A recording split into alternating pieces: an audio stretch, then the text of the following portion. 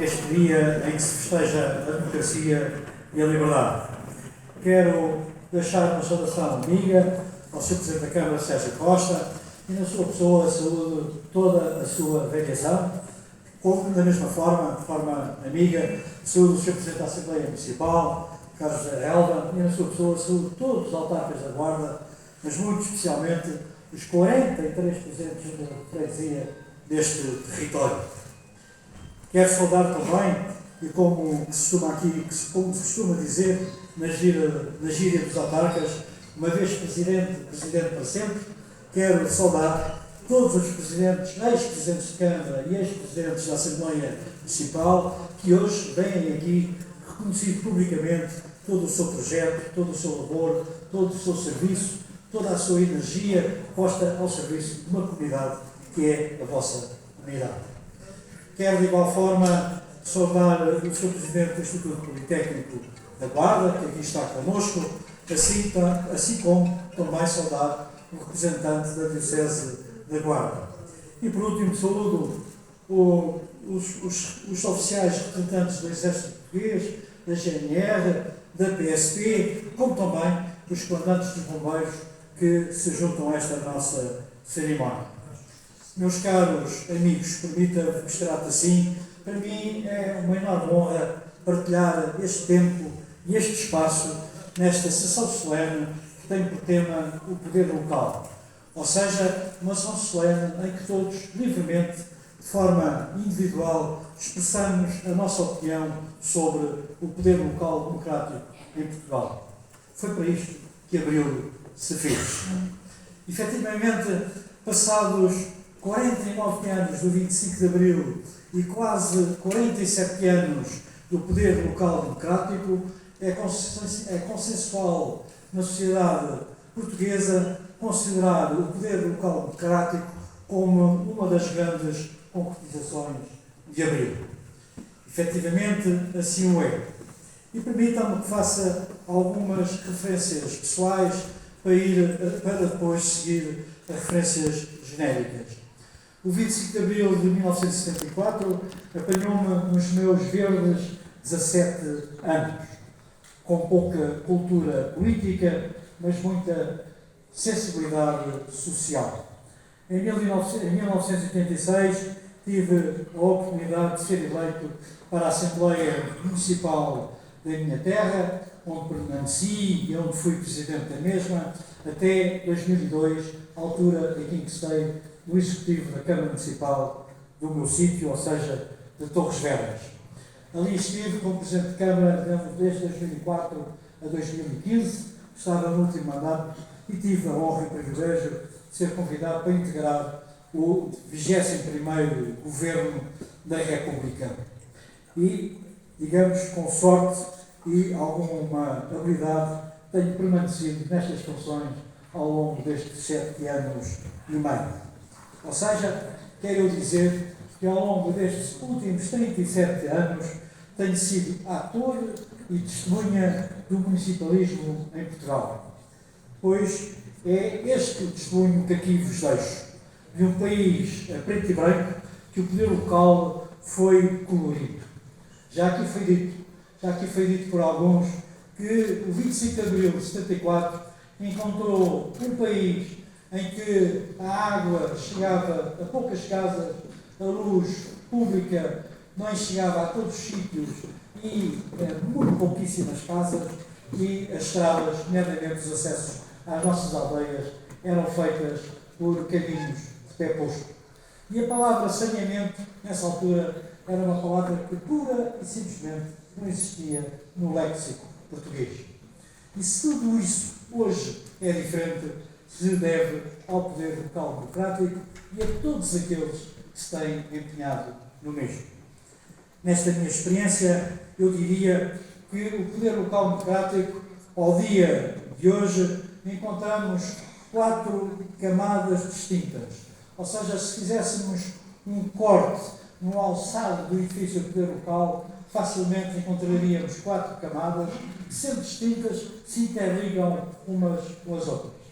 A primeira camada eu intitulava de uma fase da infraestruturação, que começa em 74. Começa em 74 com as comissões de moradores, com as comissões de beneficiação, com as comissões de bairro e que se prolonga até 1993.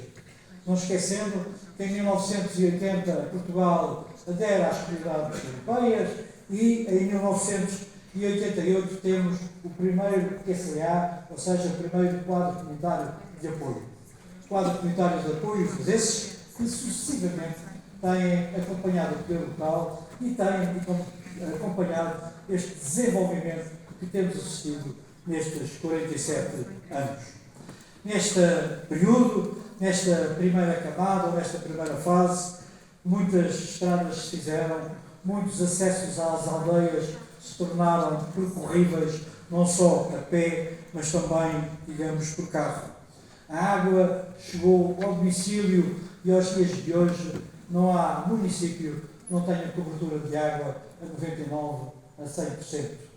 Foi também neste período que a luz elétrica pública chegou a todo lado e também chegou à casa de cada um. É neste período que se começa já a fazer algum do saneamento de forma, digamos, muito inicial, muito inexperiente, que hoje é preciso substituir, mas é nesta altura que ele começa. São anos de verdadeiro voluntarismo e anos de verdadeira postura democrática na realização destas obras. Entramos depois numa segunda camada, numa segunda fase, que eu intitulava a fase dos equipamentos, que começa essencialmente em 94 e que se prolonga até 2006. São uma fase que, digamos, também é acompanhada pelo segundo e pelo terceiro quadro, pelo segundo e terceiro QCA, por isso quadro de apoio, quadro comunitário de apoio. Estava-me aqui a dificultar a leitura das siglas. É um período em que o saneamento se continua a fazer. As infraestruturas continuam a ser necessárias, como são necessárias, oh meu Deus.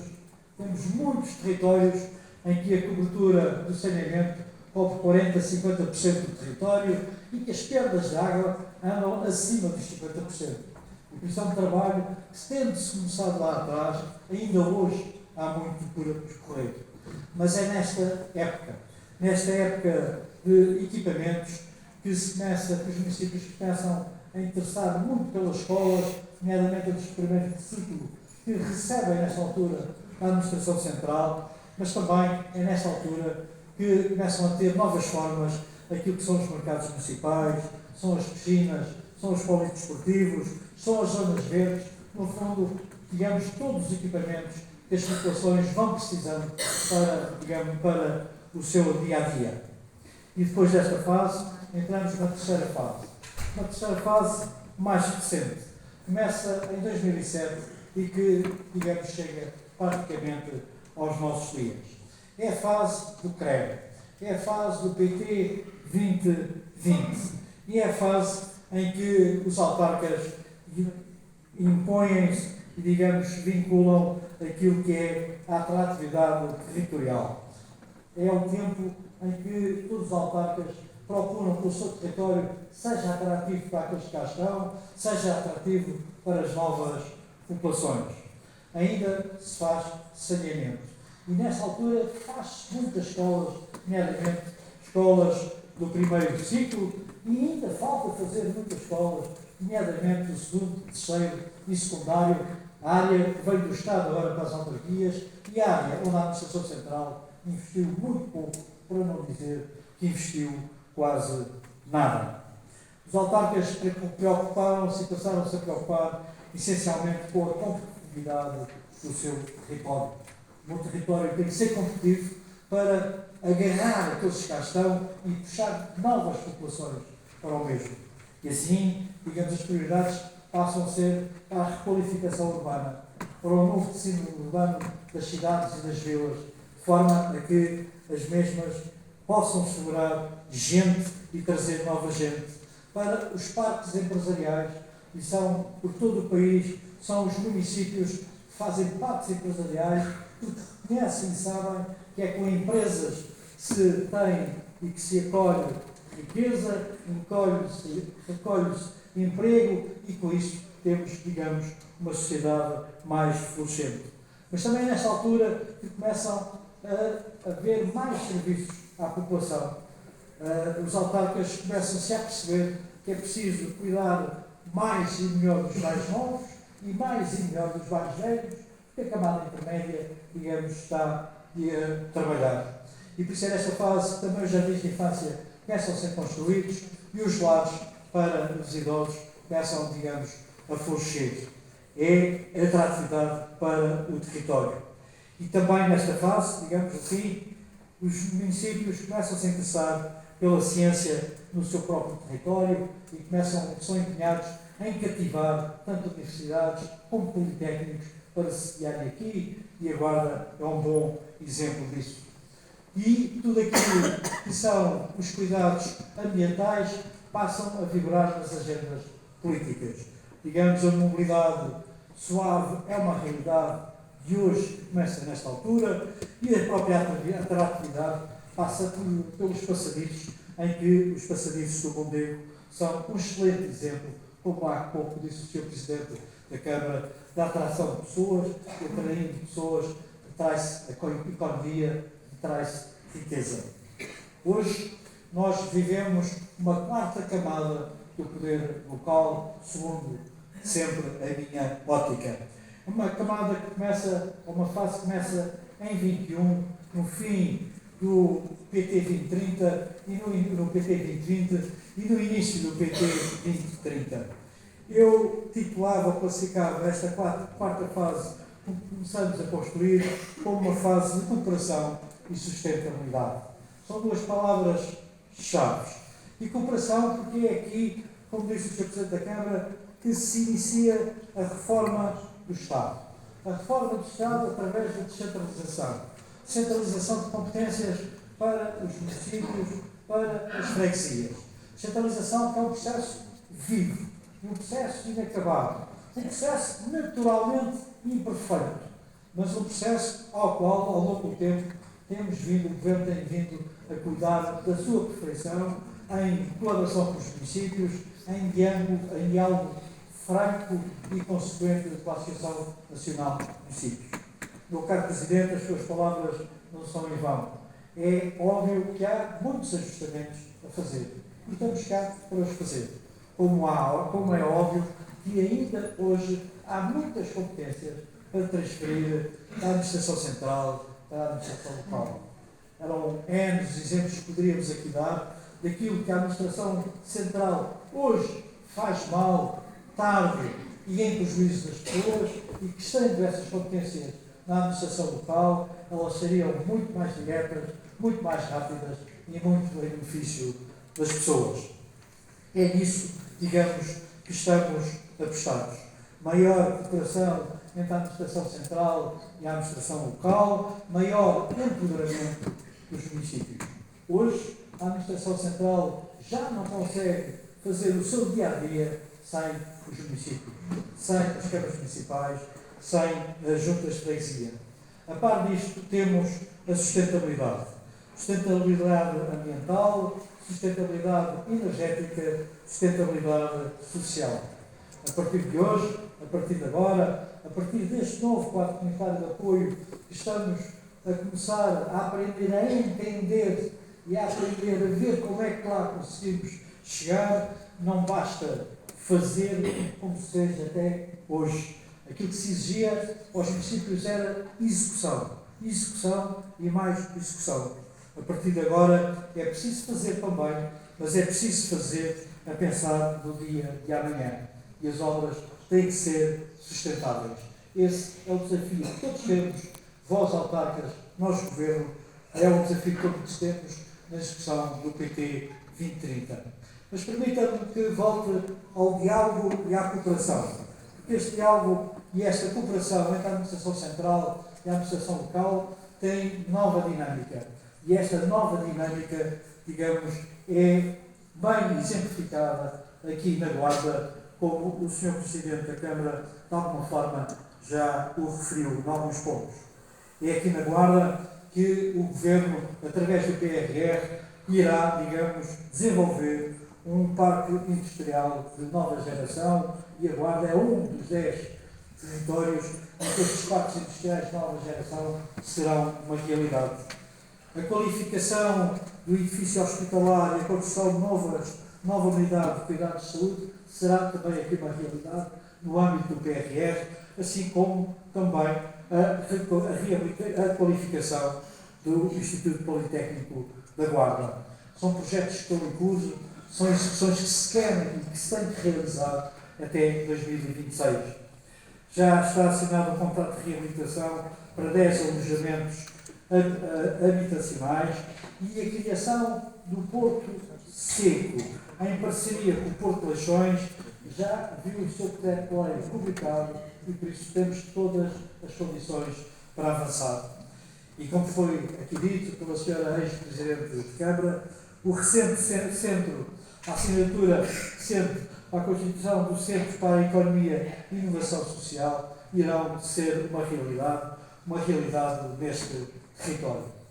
São 47 anos, quase. Fará a 12 de dezembro deste ano, são 47 anos, sim, fará a 12 de dezembro deste ano, 47 anos de poder local democrático. E muito se fez. E muito se fez bem. Com um ou outro erro é da vida, mas muito se fez bem e muito se evoluiu, e sendo certo que muito ainda temos para fazer. Foi ao fim de 47 anos que a Administração Central descobriu o quanto a Administração local pode fazer de forma mais eficiente, de forma mais próxima, em benefício das pessoas e em benefício do território.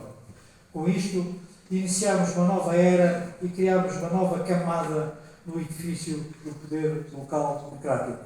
Outras camadas seguirão e outros autarcas pegarão, digamos, nestes propósitos para levar em prol da sua população e em prol do seu território.